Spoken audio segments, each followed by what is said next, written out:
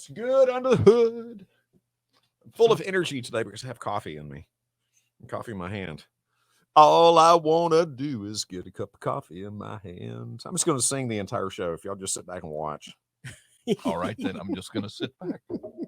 Welcome to What's Good Under the Hood. Rob Sanders with Fox Sports Radio 1400. And our friend Greg Hood, owner of Mazda of Columbia. What's good under the hood? Everything. I know. What's good under the hood, fellas?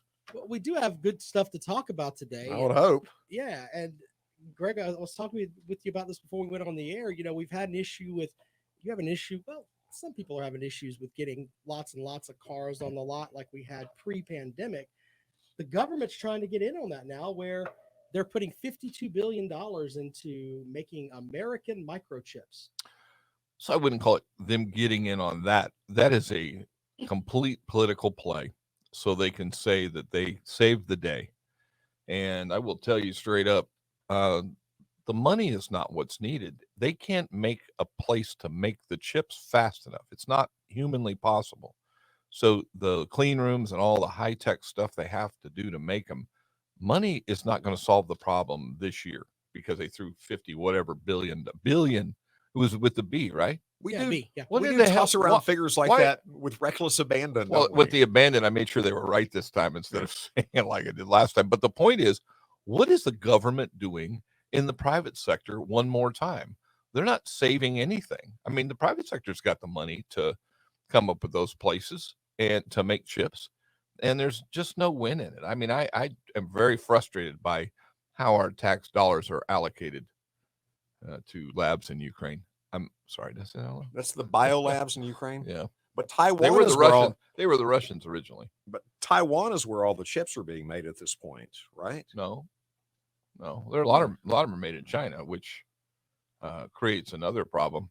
Well, look, let's and I got your answer, and I get where you're coming from with that, but tell us why this could be a good thing. How could if you were the person that had to go and spin this for the government now, saying, hey, this is what the auto industry needs, how would you sell that? I wouldn't. I think it's an absolutely horrible idea. There's nothing that's going to be beneficial coming out of that. We can solve our own problems. We don't need the government to get in the middle of all of it and just throw money at the problem. And here, in my opinion, is the reason. If you look at the way government acts, I'm going to pick on California now. So EDD, Employment Development Department in California, you're looking at me funny. They like, have where medications are for we? that. Where are we going with this? No, I'm going there. Listen, Rob knew where I was going. the with it. biggest fraud ever known to man went on through the EDD during this pandemic and what they did by allocating unemployment funds. And there's people out there that are living in houses where they're getting 75 or 80 envelopes from EDD, and people are going and accosting them to get the envelopes because that's what allows them to get their checks coming to them. And that may be the check, I'm not sure, but they're signing up with other people's houses and then they go get them and do it. My point is this: government doesn't do stuff well when it comes to money. So if private sector was going to spend 50-something billion dollars to get them to where they needed to be, it probably would be done in a more expedient, more a proper way. They're not just throwing money out there and going, hey, I'm going to give it to this company. They don't do that. They want to control it. And so half of it goes down the, you know what? crapper.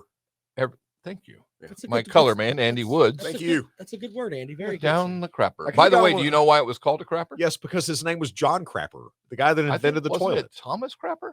Well, his last name was Crapper. Who cares? Who gives a crap about what the first name was? Oh, I give a crap. Okay, I do you like know to get things right you know why they call it piss instead of why they call it piss? because it's not vinegar. No, because in old time England, ye old England, they had these things on the side of the road where people like porta-johns, they were called pisseries.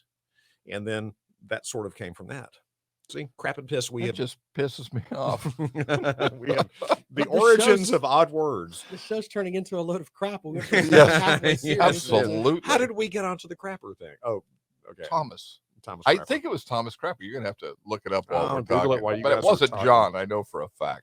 Mm. Anyway, they don't do anything well, and so I wouldn't try to sell that. But I'm going to go back to what I said. Time is more important than the money, Right.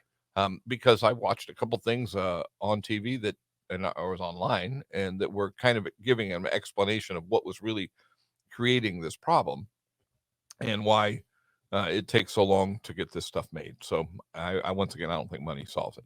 There's actually a Thomas Crapper Day, January 27th. Oh, I was right. There's a whole day. Yeah, you're usually right, though, Greg Hood of Mazda of I Columbia. just want to make sure Thomas Crapper gets his Hey, due. can we John Crapper was his brother. can we have Thomas Crapper Day and have like our own little festival? Andy? John We could do- Crapper actually invented toilet paper.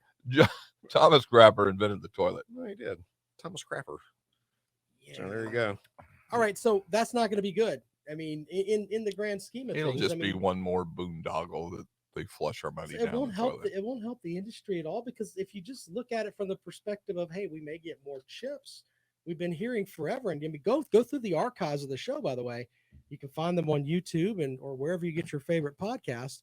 And we've talked about the chip shortage before. Okay, so let me ask you this question. Sure. You don't think if money solved the problem and it's desperately needed, you don't think that private capital could have been raised along the way in this last 2 years in order to get that job done?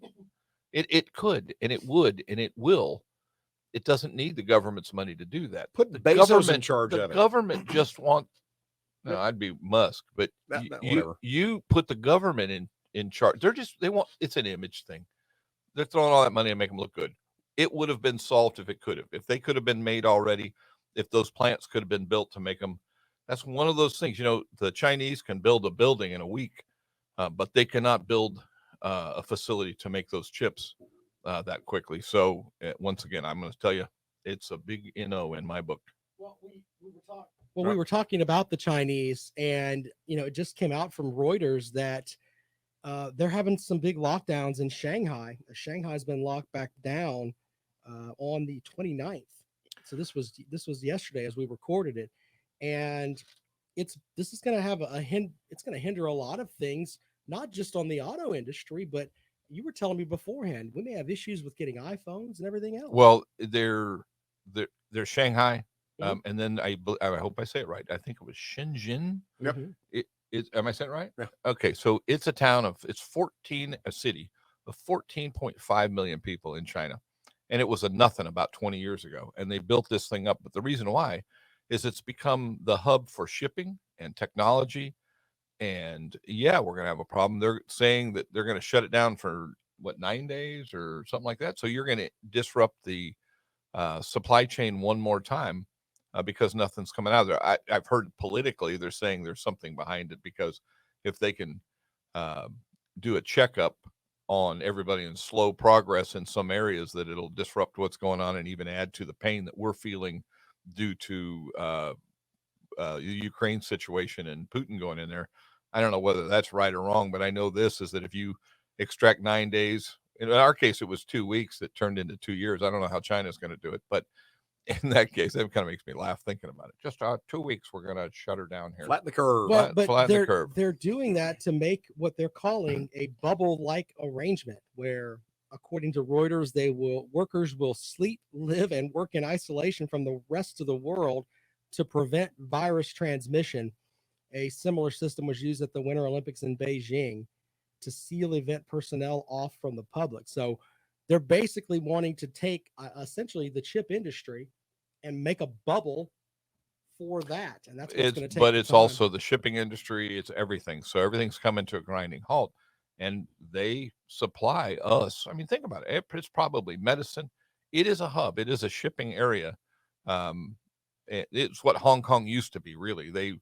Hong Kong turned into being a financial center, but what it used to be was a place that was manufacturing and also shipping. It just replaced that, and so now that's the area that it won't be coming out of. It's going to put a hitch in our get along. There's no doubt.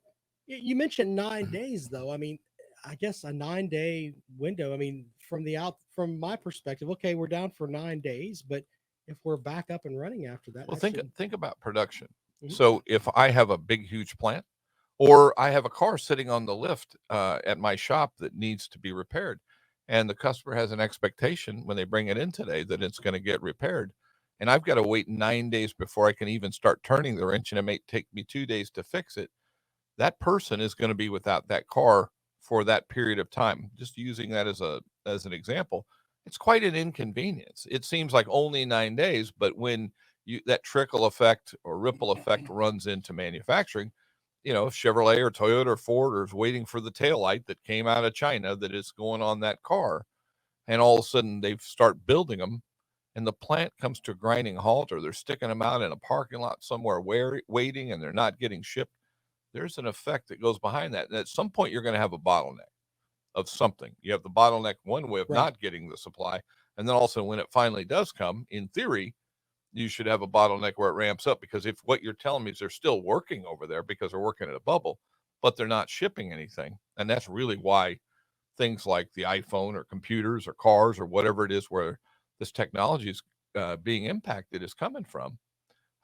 It's going to create some problems all the way around. It's just one more thing on the pile of stuff of Thomas Crapper that we have. 9 days. You know who was out of school for 9 days? Who's that? Ferris Bueller. Very good. 9 times. I thought You, it was just a day Oh, never off. mind. It was such a great movie. That It a was. great movie. Yeah. All right. Well, look, talk to me like I'm a 5-year-old on this. That's always very do. easy to do. Thank you. You just set yourself up. You walked right into that one. I did. I just want to eat chicken nuggets and ravioli all day. But Dude, chicken nuggets Well, sounds so I'm good right down with now. that little What kind of honey sauce? mustard. What for kind of? me. I was about to say barbecue for me. Don't Yeah. they Or the have ranch. Ranch is good. barbecue? Gives me indigestion. I can't go there. Have a Tums. I want chicken nuggets. I don't want a I Tums. want a Tums. I want my chicken nuggets. I like the dinosaur nuggets anyway. But no, when I look at Or it, the this- Polynesian sauce from Chick-fil-A Yeah, that's really on You your can't mix chicken nuggets. You can't do that. man. You're Oh, that's commingling of You can't of do it. companies. It's illegal. You can't do Chick-fil-A sauce with McDonald's food. I wasn't talking about McDonald's food. I'll go You and said chicken You nuggets. said Chicken chicken nuggets. nuggets. Chicken Anything with nuggets. Mick in front of it's McDonald's. I just said chicken nuggets, not chicken. Oh, I guess there are chicken noogies and chicken Chicken. McNoogies. Well, Jeez. But when I look at it from this perspective, though, don't we have too much tied up in China? I mean, isn't there Yeah, I will somebody- talk to you like a 5-year-old. Duh. No, Captain but Obvious. what I'm saying though is that isn't there isn't there someone that has that entrepreneurial spirit that's like, you know what, I can get stuff together and make these chips that way we don't have to deal with China anymore. Well, that's where Well, that's money, big dreaming. money. No, it's the only reason why it all ended up in there is because they can do it cheaper, or Yeah. they're willing to do it cheaper. Either way, or the government will subsidize it to keep it there. So the decisions of big business are made to go overseas. I had a product that I was making years ago that I don't even like talking about because I didn't do well. I can't wait to hear But this. no, I'm not going to tell What? the whole story, but I'm going to tell part of it. What did you make? Nothing. Anyway, it was a product that I didn't want to make in. What's that look? I was just seeing if Rob thought It was thought he wanted it to was know what you called made. Green Switch. It was a simplified energy management system for homes and hotels and all that stuff. And Did I that end up in the crapper? kind of did because 2008 happened. Okay. Entrepreneur Magazine picked it as one of the top 15 ideas for 2007, right next to the iPhone. So the Wow. idea was good. Dude. Truthfully, I was on Modern Marvels on the History Channel and Living with Ed on HGTV, and we had a lot of momentum and a lot of stuff. But Oh, wait a minute. Hold I on. never Then- knew this. We need Oh, to pull up the A- YouTube absolutely. We're gonna have a watch along of your modern history show. no. Oh, Anyway, listen. commercials. Listen. So that wasn't my point. My point though was what caused it. By the time the technology was done, then we had it was a little bit too expensive to sell here because of the cost of making it. It was a mesh network and it had all kinds of high tech stuff in it. But when we went overseas, we had it re-engineered for making it in China, and I didn't want to do that. I really wanted to be American made, but I mean, it dropped the price of it by 70%. And 70%, when you keystone a product, when you double it and then double it again as a retailer, if you go to a distributor and then on to a retailer, you really are looking at 4 times by the end, 4 times what the original cost of the product was.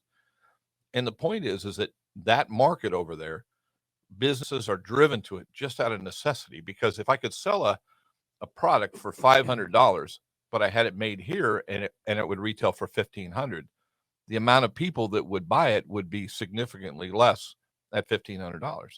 Oh, that's a great idea, but.